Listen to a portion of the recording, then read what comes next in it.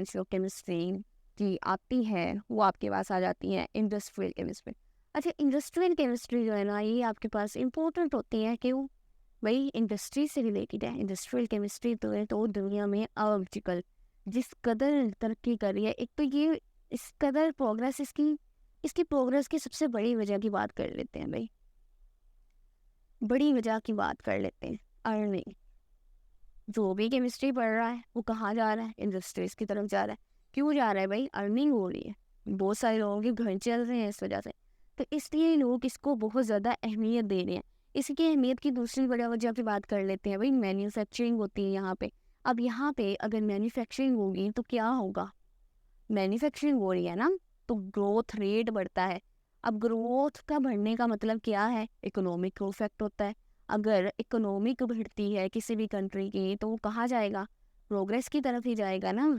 तो ना सिर्फ अर्निंग यानी कि पर्सनल ग्रोथ होती है, बल्कि कंट्री की ग्रोथ भी कहाँ पे इफेक्ट कर रही है? कहाँ पे इफेक्ट कर रही है? इंडस्ट्रियल स्केल्स पर, कमर्शियल स्केल्स पर ही इफेक्ट कर रही है। इसलिए इसे कहाँ कहते हैं? इंडस्ट्रियल केमिस्ट्री का ही नाम दिया है। Manufacturing of the chemical compounds on the commercial scales पे बनाए जाते हैं, इसे क्या कहते हैं? इंडस्ट्रियल केमिस्ट्री कहते हैं। It deals with the manufacturing of the basic chemicals such as दी।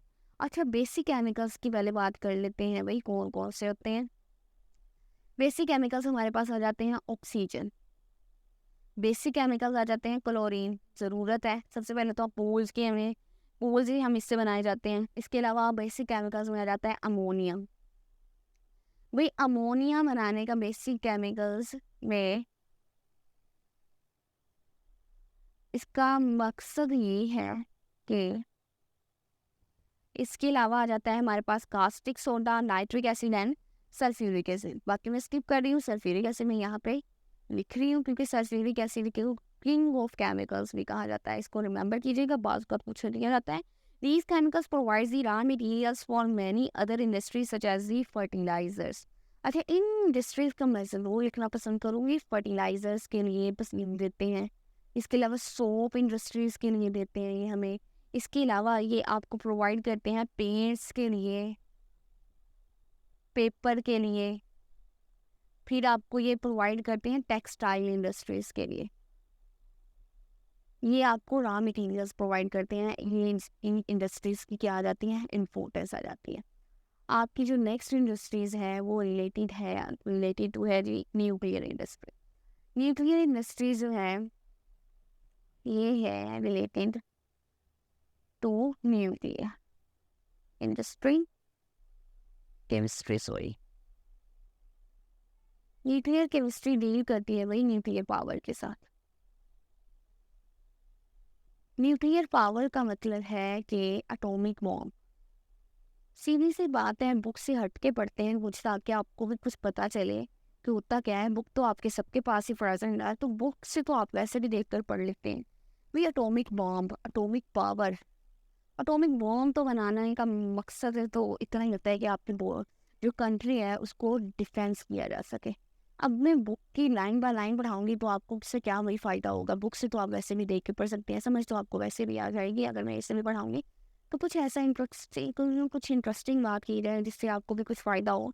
तो एटॉमिक बॉम्ब या डिफेंस पे काम आते हैं और इससे एटॉमिक एनर्जी ली जाती है भाई। एटॉमिक एनर्जी लेने का मतलब क्या होता है भाई? एटॉमिक एनर्जी लेने का मतलब ये होता है कि इसको हम अपनी ज़रूरियात के लिए इस्तेमाल कर सकें। मीन्स के लिए हम इसको कैसे इस्तेमाल कर सकते हैं? तो इसके नीचे हम ना पावर प्लांट्स बनाते हैं। पावर प्लांट्स बनाने का मतलब ये होता है कि आजकल आपको पता है कि हमारी लोड शेडिंग बहुत होती है। अब कुछ पावर प्लांट बनाने का मतलब, वैसे तो हमारे पाकिस्तान में इतना इसका कोई खास यूज़ नहीं होता। एक ही पावर प्लांट है मेरे ख्याल में कराची में, और उससे भी इतनी कोई खास यूज़ नहीं होती क्योंकि इसकी बहुत ज़्यादा डिसएडवांटेज भी होता है क्योंकि इसमें बहुत ज़्यादा रेडिएशन, हार्मफुल रेडिएशन निकलती है। उन रेडिएशन का कोई खातिर ख्वाह इन्होंने इंतज़ाम नहीं किया होता, जिससे नुकसान पड़ जाते हैं किसके? कैंसर के। तो इससे हमें एडवांटेज आने के बजाय जो है ना नुकसान ही मिलते हैं, जिसकी वजह से हमें कोई इतना खास फ़ायदा नहीं होता। तो ये वैसे इसका बेसिक पर्पस जो था ना कि हम इससे एनर्जी ले सकें और उस एनर्जी को यूटिलाइज़ कर सकें हमें अपनी इस पावर की ज़रूरियात के लिए। लेकिन चूँकि लोड शेडिंग को कम कर सके, लेकिन इससे उल्टा हमें और भी नुकसान ही हो रहा है। तो वैसे न्यूक्लियर केमिस्ट्री बहुत ज़्यादा हमारे लिए फ़ायदा बन रही है, जैसे कि हम उसमें डिफेंस पर्पज़ के लिए इसे इस्तेमाल कर सकते हैं। एटॉमिक बॉम्ब बनाने में ये हमारे लिए बहुत ज़्यादा फ़ायदा बन रही है। इसके अलावा जो है इसकी बहुत ज़्यादा और भी इसकी है ज़रूरियात, जैसे कि इसको रेडियो एक्टिविटी पर्पज़ के लिए यूज़ किया जाता है। अब रेडियो एक्टिविटी क्या होती है इसकी बात कर लेते हैं भाई। रेडियो एक्टिविटी बड़ा इंपॉर्टेंट पर्पज़ है, जैसे कि ये ना सिर्फ कैंसर काजिंग होती है, जैसे कि यहाँ पर मैंने कहा रेडिएशन निकलती है, बल्कि रेडियो एक्टिविटी कुछ मटेरियल्स भी होते हैं जैसे रेडिएशन निकलते हैं जो कि कैंसर को कम करने के लिए यूज़ होती है, ये कैंसर को ख़त्म करने के लिए भी यूज़ होते हैं। जैसे कि कोबाल्ट 60 मैं आपको बताती हूँ कि कोबाल्ट 60 एक ऐसा कंपाउंड होता है जिससे गामा रेडिएशन निकलती है। ये रेडिएशन जो होते हैं वो कैंसर कॉजिंग सेल्स को गिरते हैं और उसको डैमेज कर देती है। ये हम ना स्पेसिफिक कुछ खास सेल्स पे हम इसको गिराते हैं, जब हम इसको सेल्स पे गिराते हैं ना तो उन सेल्स को वो ख़त्म कर देती है और फिर इससे हम ट्रीटमेंट करते हैं। जो वो सेल्स खत्म हो जाते हैं Aahista Aahista cancer causing sales होते हैं वो खत्म हो जाते हैं और फिर हम ना इसको अद्वियात के ज़रिए से जो हमारे सेहत में सेल होते हैं उनको प्रोमोट करते हैं, तो इस तरीके से हम कैंसर को भी ख़त्म कर सकते हैं। तो ये भी हमारी न्यूक्लियर केमिस्ट्री का ही एक फ़ायदा होता है। इसके अलावा जो है वो हमारे पास जो होते हैं दूसरे प्लांट्स और अदर मटेरियल्स के लिए मेडिकल ट्रीटमेंट के लिए भी यूज़ करते हैं। अब जैसे कि हमारे पास जो है जैसे कि हमारे प्लांट है हमारे पास कोई, अब प्लांट को कोई बीमारी लगी है और हमें नहीं पता उस प्लांट को कौन सी बीमारी लगी है, तो हम पता है क्या करते हैं, जैसे कि अब प्लांट में हमारे पास कोई फर्टिलाइज़र के अंदर ना एक ऐसा रेडिएटिंग मटेरियल डाल देते हैं जो कि रेडिएशन को खारिज करता है और वो प्लांट में पूरे प्लांट में वो रेडिएशन मटेरियल जो है ना वो सिर्फ, जैसे कि मैं आपको एक प्लांट की बॉडी बनाकर दिखाती हूँ, ये प्लांट की बॉडी है। अब वो पूरे प्लांट में घूमता जाता है, फिर हम ना उस खास स्पेशल इंस्ट्रूमेंट के जरिए से उसको डिटेक्ट करते हैं जहाँ जहाँ रेडिएशन जाती हैं। अब जिस प्लांट के जिस हिस्से में हम इस रेडिएशन को डिटेक्ट नहीं करते, इसका मतलब है प्लांट का वो हिस्सा जो है ना वो क्या है, बीमार है, क्योंकि उसने प्लांट का जो वो हिस्सा बीमार था ना उस रेडिएशन को क्या करेंगे, एब्जॉर्ब करें। तो इस वजह से हमारा जो प्लांट को इस तरह वो बीमार था या ख़राब हो गया था, हम उसको भी डिटेक्ट कर सकते हैं। मतलब यह डायग्नोसिस करने में भी हेल्पफुल होता है। इस तरीके से हम क्या करते हैं, इसको फिर पता भी कर सकते हैं इन चीज़ों का। इसके अलावा जो है वो फिर हमें ये डायग्नोसिस में भी हेल्प करता है और रेडियोथेरेपी जो कि मैंने पहले बता दिया ये क्या करता है, क्या हमें ट्रीटमेंट में भी हेल्प करता है। तो इस तरीके से न्यूक्लियर केमिस्ट्री भी हमें हेल्पफुल होती है, ये वाली ब्रांच होती है। ओके, अब हम चलते हैं अपनी नेक्स्ट ब्रांच की तरफ। हमारी जो नेक्स्ट ब्रांच है भाई वो कौन सी होती है, इन्वायरमेंटल केमिस्ट्री है।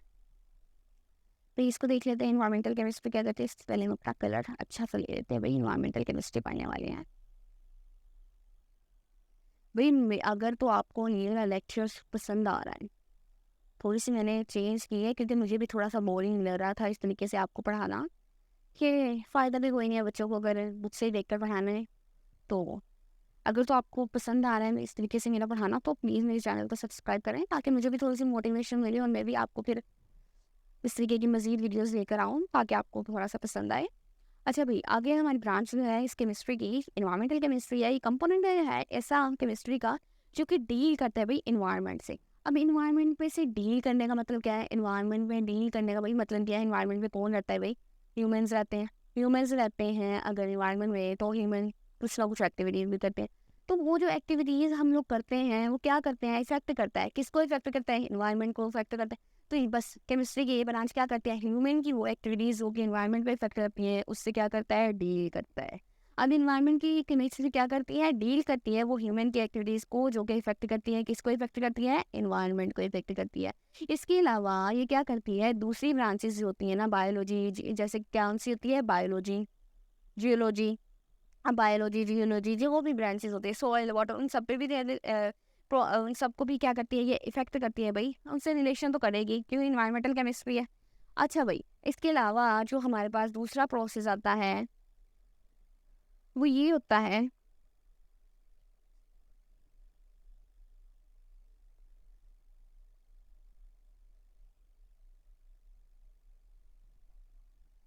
अच्छा भाई, बायोलॉजी जो होती है, जियोलॉजी जो होती है,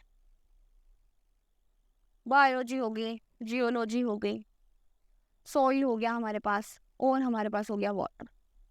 अगर तो हमारे पास इन सब का नॉलेज हो तो क्या होगा, ये भी हम इन्वायरमेंटल जो है इन्वायरमेंटल केमिस्ट्री से रिलेट करके हम क्या करेंगे भाई, पोल्यूशन को कम करेंगे। पोल्यूशन अगर हमारी कम हो जाएगी तो क्या होगा, हमारे इन्वायरमेंट पे अच्छा असर पड़ेगा। और क्या होगा, ये सारा नॉलेज से को इस्तेमाल करते हुए हम अपने इन्वायरमेंट को अच्छा बनाएंगे। इस वजह से हम अपने इन्वायरमेंटल केमिस्ट्री को बहुत ज़्यादा इंपॉर्टेंट हासिल है। और आपको पता है हम केमिस्ट्री को जब रीड करते हैं ना तो आगे जाकर हम इन्वायरमेंटल केमिस्ट्री को अपनी एक अलग से रीड करते हैं। तो यहाँ पे आपको बताने का बेसिकली मकसद यही है इन्वायरमेंटल केमिस्ट्री का, कि इन्वायरमेंटल केमिस्ट्री भी कोई चीज़ होती है भाई, ये भी कोई ब्रांच होती है और इसको हमने बाद में अलग से एक ब्रांच के तौर पर पढ़ना है। भाई आगे केमिस्ट्री की बड़ी सी बेहतरीन ब्रांच है, और ये बाद में आगे जाके भी बच्चों के लिए एक बड़ी ही इम्पोर्टेंट ब्रांच बन जाती है, जिसमें बच्चे बड़ी स्पेशलाइजेशन करते हैं और इसके बाद एक बड़ी स्पेसिफिक साइंटिस्ट बनते हैं इसमें स्पेसिफिक, और अपनी अपनी खिदमत सर अंजाम देते हैं भाई सोसाइटी में, जो कि है एनालिटिकल केमिस्ट्री। भाई एनालिटिकल केमिस्ट्री जो है वो डील करती है एनालिटिक्स से। भाई ये क्या करते हैं एनालिटिक्स? सबसे पहले तो मैं आपको भाई इसके बताती हैं, दो तरीके के एनालिटिक्स होते हैं भाई। एक होता है क्वालिटेटिव, दूसरा होता है क्वांटिटेटिव।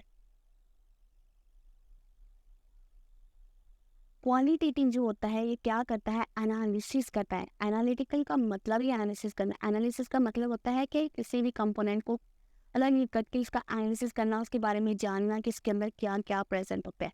अब क्वालिटेटिव का मतलब होता है किसी भी कंपोनेंट का या किसी भी सैंपल का एनालिसिस करना कि उसके अंदर जो कंपोनेंट्स हैं उसके बारे में जानना फिजिकली, कि इसके अंदर जो कंपोनेंट्स हैं वो कौन कौन से एटम्स हैं, मॉलिक्यूल्स हैं, इस बारे में। और क्वांटिटेटिव का मतलब है उसके कंपोनेंट्स जो हैं उसके बारे में जानना कि इसकी क्वांटिटी, इसकी मिकदार, मतलब ये है इसकी कितनी है, क्वांटिटी कितनी है, मतलब इसकी कंसंट्रेशन के बारे में जानना। ठीक है, इसमें कंसंट्रेशन के बारे में जानना। अब ये दो एस्पेक्ट्स होते हैं जिसमें एनालिटिकल केमिस्ट्री जो है ना वो इसके बारे में जानने की कोशिश करते हैं। अच्छा, तो ब्रांच में जो है ना इसके बारे में डिफरेंट जो है वो टेक्निक्स हम यूज़ करते हैं, डिफरेंट इंस्ट्रूमेंट्स यूज़ करते हैं जिसमें हम लोग ये सारी चीज़ें देखते हैं। इसके अलावा जो है एनालिटिकल केमिस्ट्री में हम जिन चीज़ों का एनालिसिस करते हैं ना वो फूड भी हो सकती है, क्लिनिकल सैम्पल्स भी हो सकते हैं, जैसे कि इसमें आपके पास क्या हो सकता है भाई, फार्मास्यूटिकल मेडिसिन हो सकती हैं, और आपके पास बेवरेज हो सकते हैं। भाई कोको कोला ही ले लो, हो सकता है कोको कोला का सैंपल नहीं हो सकता है, मतलब कोई सैंपल भी आपके पास आ सकता है। जितनी इंडस्ट्रीज हैं वहाँ पे हर एक इंडस्ट्री में कोई ना कोई एनालिटिकल केमिस्ट बैठा हुआ होता है। तो आज तो भाई हमने इतना ही लेक्चर करना था जो हम कर चुके हैं। अब हम मिलते हैं अपनी नेक्स्ट वीडियो में, तो अब तक के लिए बस इतना ही। अल्लाह हाफिज़। भाई वेट, अगर तो जाते जाते मेरे चैनल को सब्सक्राइब जरूर करके जाइएगा ताकि आने वाली नेक्स्ट वीडियो में दोबारा से मुलाकात हो। थैंक साइंस है। अब आपके पास